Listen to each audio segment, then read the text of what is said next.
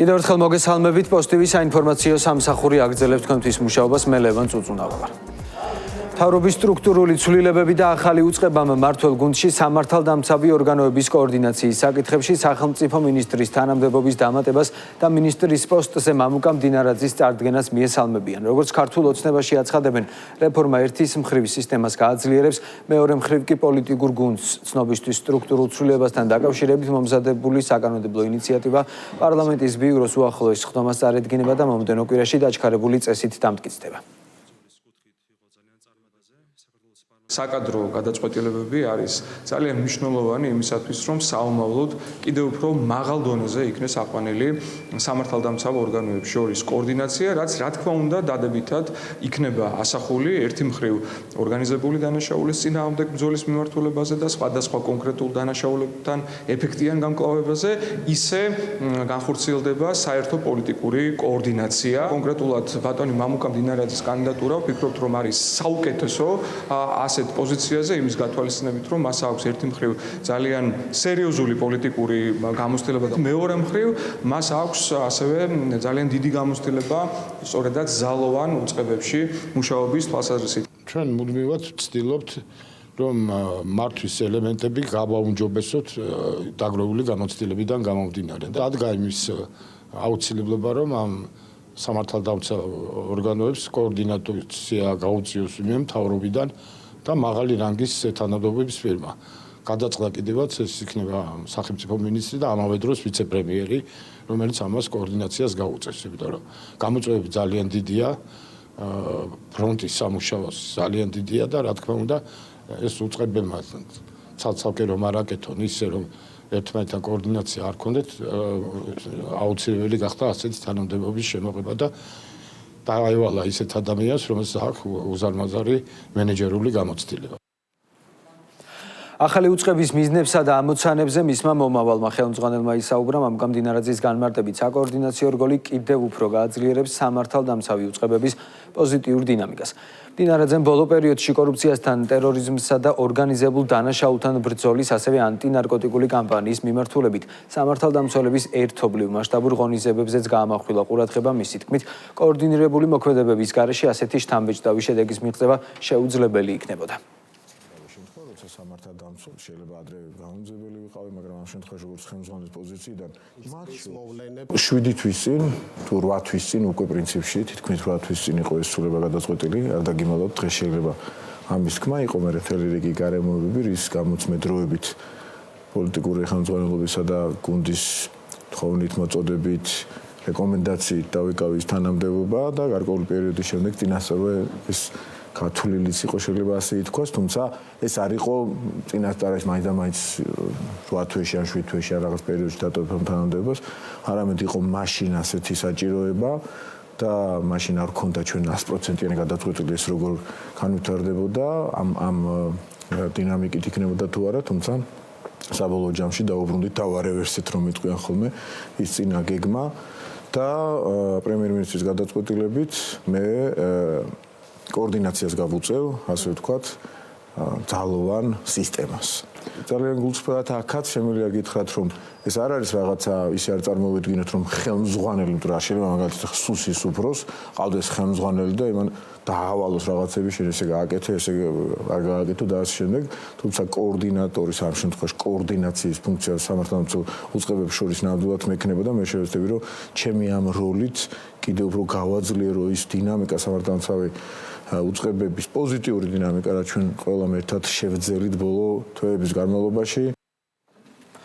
მამუკა მდინარაძემ სამართალდამცავი უწყებების სამომავლო პრიორიტეტებზეც ისაუბრა, მისი შეფასებით უპირველესი საზრუნავი ქვეყნის უსაფრთხოებაზე ზრუნვასთან ერთად კორუფციასთან შეურიგებელი ბრძოლა იქნება. სწორედ მამუკა მდინარაძის ხელმძღვანელობით სახელმწიფო უსაფრთხოების სამსახურმა კორუფციასთან ბრძოლა განსაკუთრებით გაამკაცრა და აკავეს არაერთი უმაღლესი თანამდებობის პირი.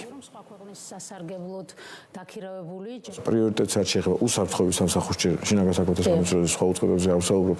აქ არის კორუფცია, ანტიკორუფციული სამსახური, როგორი მძლავრი სამსახურია დღეს ალბათ ხედავთ სახელმწიფო უსაფრთხოების სამსახურს და აქ გაჩერება არ შეიძლება, იმიტომ რომ ჩვენ საკმაოდ ამბიციური გეგმები გვაქვს რომ სოფლიოში და ევროპაში სამეულში და ასე შემდეგ ერთ-ერთი პირველები ვიყოთ და ამას აუცილებლად მივახცევთ, იმიტომ რომ ჩვენ მე მგონია რომ რაღაც გადავტეხეთ და ადამიანების გონებაში გავაჩინეთ განცდა პრევენციული, ზოგადი პრევენციული თვალსაზრისით სასჯელისა, რომ არ შეიძლება რომ ვიღაცამ ბოლო-ბოლო არ გაიაზროს რომ კორუფცია არის დამღუპველი სენი, არა მხოლოდ ესე უბრალოდ ადამიანურ დონეზე, არამედ სახელმწიფოსაც ერთ-ერთი ყველაზე დიდი მღრღნელიჭია.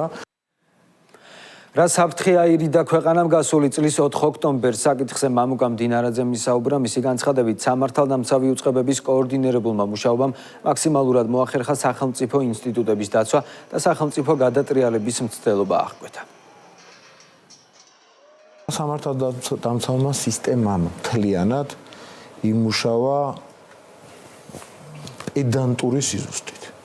სხვა შემთხვევაში შეიძლება დიდი უბედურების მომსწრეები გამხდარიყავით, იმიტომ რომ ჯერთ ინფორმაციული ნაკადი მართლა ძალიან დიდი იყო, ზოგი შეიძლება ეგრეთ წოდებული ჟარგონს ვიხმარ შემოგდებული ინფორმაცია, აქ მე ამის გაფილტრა და დამუშავება ანალიტიკურად ურთულესია, იყო მათ შორის ერთ-ერთი ასე ვთქვათ დომინანტი ვერსია იმის შესახებ, რომ ერთ-ერთი ვერსია მე ამას დაბეჭდებით არ ვამბობ, მაგრამ ერთ-ერთი ყველაზე მსხვილი ასე ვთქვათ ვერსია იმის შესახებ, რომ პოლიციის ფორმაში გადაცმულ ადამიანებს პროვოკაციის მიზნით უნდა ესროლათ მასაში და იარაღები ინახებოდა ერთ ადგილზე და პოლიციის ფორმაში გადაცმული ადამიანები შეიძლება სხვაგან ყოფილიყვნენ, ამისი ნახევარი გამართდა, მეორე ნახევარი არა, ან შეიძლება აღმოჩენილი ვერ იქნა და ჩვენ მივაგენით იმავე ღამეს თუ მეორე ღამეს აღარ მახსოვს იარაღის სამალავს, რომელიც აბსოლუტური სიზუსტით იქნა დადგენილი ჩვენი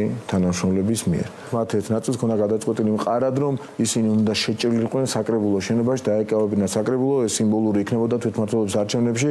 მე ეს ვერ გაბედეს იმის გამო საკრებულოში იყო, მათ ჰქონდათ ინფორმაცია ძალიან ბევრი სპეცრაზმელი, 1000-ზე მეტი სპეცრაზმელი და გეზი აიღეს პრეზიდენტის სასახლისკენ, სადაც მათ ჰქონდათ უთხუარი ბრჭყალებში, რა თქმა უნდა, ინფორმაცია, რომ არც ერთი სპეცრაზმელი არ იყო და მათი პირველი პანიკური შეტევა იყო მაშინ, როდესაც პირველი სპეცრაზმელი გამოჩნდა პრეზიდენტის სასახლიდან. უსაფრთხოების სამსახურების ფარული საქმიანობის მთელი ხიბლი ამაში მდგომარეობს და ამის იქით შეიძლება ვეღარ თქვა ბევრი ყოველგვარი გადაჭარბების, კანონდარღვევის გარეშე მოახერხეთ ეს ყველაფერი და იმის გარეშე რომ ხმაური მოყოლოდა ან ვინმეს რამე პრეტენზიები გამოეცხადებინა და ამ ყველაფერმა სადამდეც ჰქონდა საშუალება და უფლება გითხარით.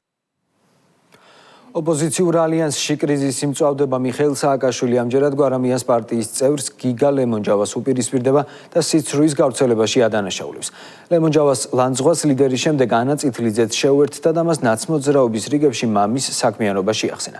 წითლიძის თქმით, გიგა ლემონჯავას თავადაც სურდა ნაციონალურ მოძრაობაში მოხვედრა, თუმცა ვერ მოახერხა, რის შემდეგაც დროაში გამოჩნდა. არსებული დაპირისპირების ფონზე ნაციონალურ მოძრაობაში ალიანსის დატოვებას არ გამორიცხავენ. როგორც სააკაშვილის პარტიაში განმარტავენ, ნაციონალური მოძრაობა ვერასდროს იქნება ისეთი გაერთიანების ნაწილი, რომელიც მათი ლიდერის საწინააღმდეგო პოზიციებს ითავსებს. ოპოზიციაში არსებულ მძიმე მდგომარეობაზე საუბრობენ მმართველ გუნდში, როგორც სახელისუფლებო პარტიაში განმარტავენ. გარედან მართულ ოპოზიციას ერთობის მართვის რესურსი არასდროს ჰქონია და საზოგადოება ახლა კოლექტიური ნაცმოძრაობის ნგრევის პროცესს უყურებს.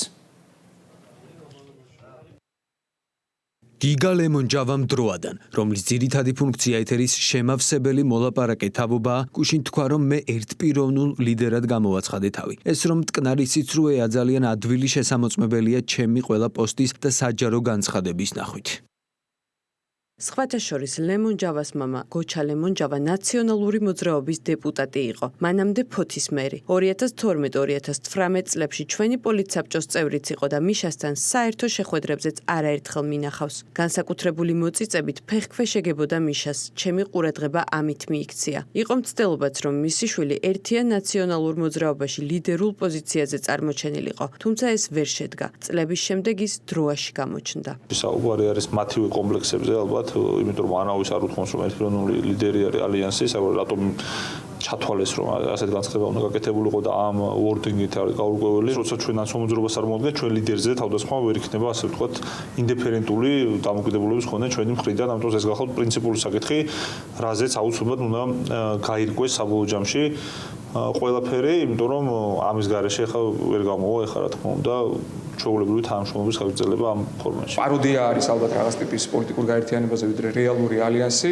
ვფიქრობ, ცხადი იყო, რომ მათ არ ქონდათ არავითარი რესურსი, რათა მიიღწიათ რაღაც საერთო მიზნებისთვის და ეს იყო ერთგვარი დაკვეთის შესრულება მხოლოდ და მხოლოდ, რომელიც მათ მიიღეს გარე კურატორებისაგან. არის ძალიან სერიოზული პრობლემები რადიკალთა რიგებში. ისინი ვერ ერევიან საკუთარ პოლიტიკურ ამბიციებს, საკუთარ პოლიტიკურ ეგოს, როგორც ჩანს, ძალიან ბევრს აქვს იქ პრეტენზია იმაზე, რომ თავად იყოს უპირობო ლიდერი და ამ ფონზე უკვე სააშკარაოზე გამოდის და აბსოლუტურად საჯარო ხდება იმგვარი ნიუანსები დაპირისპირებისა, რაც ნებისმიერ, ასე ვთქვათ, დამკვირვებელს მისცემს დასკვნის გაკეთების შესაძლებლობას. ეს იყო ხელოვნურად შექმნილი ალიანსი, აქ არიან ადამიანები, რომლებიც ერთმანეთს დასანახად ვერ იტანენ, მიუხედავად იმისა, რომ მათმა პატრონებმა უბრძანეს, რომ შეიკრიბონ ახლა ვითომ ისევ ერთად, ან ხანეობნევიან დაიშალეთ, პიროვნულად არიან შეუთავსებლები და მაშინ თქვი თქვენს არქივში წინახება ალბათ ეს არაერთხელ, რომ ეს ძალიან მალე მოხდებოდა და ასეც მოხდა. 10 საათზე მეტ ხანს გაგრძელდა ოპოზიციის აქტივისტების გამოკითხვა დიღმის მთავარ სამმართველოში. საუბარი ალბიკ ორძაიას მიერ სოციალურ ქსელში გამოქვეყნებულ სტატუსზე, სადაც ის მოძრაობა ნაბიჯის დამფუძნებელს ლუკა ჭოხონელიძეს ქალის გაუპატიურებასა და მის სექსუალურად შევიწროებაში ადანაშაულებს. ბრალდებების ავტორმა საგამოძიებო უწყება მედიასთან კომენტარის გარეშე დატოვა, ამიტომზე უცნობია რა სახის მტკიცებულებებს ფლობს ალბიკ ორძაია და რა ინფორმაცია მიაწოდა მან გამოძიებას. თავის მხრივ ლუკა ჭოხონელიძე ცილისწამებისთვის ჩივილს აპირებს. ფაქტზე გამოძიება 127 მუხლითაა დაწყებული. დიღმის მთავარ სამმართველოში გამომძიებლების შეკითხვებს კიდევ რამდენიმე ოპოზიციონერმა აქტივისტმა, მათ შორის მარიამ მეყანწიშვილმა უპასუხა. თქვენ მოწმის სტატუსით იყავით დაბარებული? რა ინფორმაცია მიაწოდეთ? რა მტკიცებულებები გაქვთ?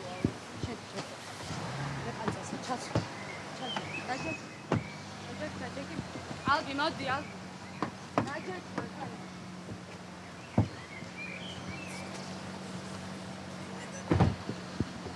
ამ ფაქტს ადგილი ქონდა თუ არ ქონდა? ძალიან დიდი მნიშვნელობა კონკრეტულ პასუხს, როცა ასეთ ბრალდებებზე დღეს დასრულდა ერთი ნაწილი. ხვალიდან ან უახლოეს დღეებში იწყება მეორე ნაწილი, როცა ცილისწამების წინააღმდეგ აუცილებლად შევიტანთ საჩივარს. მეტი სათქმელი აღარ. ანუ ქონდა ადგილი, ქონდა. ასეთი გაგეცი ცილისწამება გითხარით. ჩვენ აი ყალბი კორძაიას პოსტიდან გავიგეთ ეს ამბავი, ეგოგო არის ყალბი ცილისმწამებელი. ეს არის პრობლემა, რა თქმა უნდა, ჩვენთვისაც ჩვენ არ გვეშლება მორალური მხარდაჭერა არავის მიმართ. მე ვარ მხარი ამ შემთხვევაში, მე მჯერა ლუკა ჭოხონელიძის უდანაშაულობაში, ეს დამარწმუნებელი გარემოებაა ჩემთვის და ეს ამბავიც ესე დარწმუნდება, იმიტომ რომ ალბი კორძაია ვერ წარმოადგენს ვერც ერთ მტკიცებულებას, რითაც შეიძლება გადასრულდეს ლუკა ჭოხონელიძის დანაშაული და სხვა ხარ რა გითხრათ, მე გოგო საერთოდ პროვოკატორი მგონია. ეს არის ძალიან მძიმე ცრუბრალდება. რაზეც ლუკამ გააკეთა განცხადება მათ შორის და მიუხედავად კლანური პირობებისა, ჩვენ სიმართლეს და ლუკა თავის სიმართლეს აუცილებლად დაამტკიცებს ყველა ინსტანციაზე. ანუ გაუპატიურებაზე არის საუბარი, ანუ ასეთი ფაქტი არ მომხდა, რა თქვენ როგორ რა ინფორმაცია მოხდა ასეთი ფაქტი თუ არ მოხდა? როგორც აღნიშნე, მთლიანი ბრალდება არის სრულ. ჯანდაცვის მინისტრმა დიუშენის მედიკამენტებზე კიდევ ერთხელ ამჯერად რუსთავი 2-ის ეთერში ისაუბრა. მიხეილ სარჯველაძის განცხადებით, ამ პრეპარატების დაფინანსებაზე ევროპული სახელმწიფოებიც ვერ იღებენ გადაწყვეტილებას და საკითხს ფრთხილად ეკიდებიან. შეერთებულ შტატებში კი პრეპარატი ცხოველებზე ცდების ეტაპზეა. შესაფასები. მართლაც სამაგალითო სახელმწიფოები არიან, სამაგალითო ჯანდაცვის სისტემებით, რომელიც დაშვებული ეს არ არის. აი ეს ეგზონის ამოგდება, ეგრეთ წოდებული ეგზონ სკიპინგი. ამ შემთხვევაში ნახეთ როგორია მოცემულობა. ემა არც ერთს არ აქვს ერთის გამოკლებით, ერთს ქონდა. მინიჭებული, მე უარი ითქვა. ძირითადი მიზეზი იმხანად, აი 2018 წელს არის ეს მიღებული გადაწყვეტილება, შემდეგ არც ერთ ამ ეგზონის სკიპინგზე არ არის შეტანილი განაცხადი. წამლის ეფექტურობაზე მონაცემების სიმცირე, აი ეს არის მიზეზი. კერძოდ კვლევის მიხედვით არ დადასტურდა მისი ეფექტურობა პლაცებოსთან შედარებით.